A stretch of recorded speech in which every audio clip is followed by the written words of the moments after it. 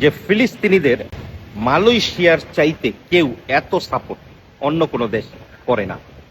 Malaysia থেকে যেই পরিমাণ ডোনেশন যায় ফিলিস্তিনের জনগণের জন্য, কিংবা মালয়েশিয়ান সরকার যেইভাবে প্রকাশ্যে ফিলিস্তিনের জন্য কথা বলে, এবং মালয়েশিয়ার প্রতিটা মুসলমান ফিলিস্তিনের জন্য যেইভাবে ডোনেশন দেয়, তার নিজের টাকা বিভিন্ন ক্ষেত্রে তারা ডোনেশন দিয়ে থাকে ফিলিস্তিনের জন্য।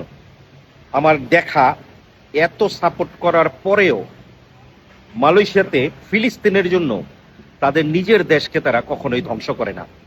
তারা তাদের নিজের দেশের একটা কোকা কোলার বোতল খুলে ফালায় না। তারা তাদের নিজের দেশের একটা ম্যাকডোনা বলেন, কেএফসি বলেন, স্টারবাকস বলেন, কোনো দোকানে হামলা চালায় না, না বাটার দোকানে।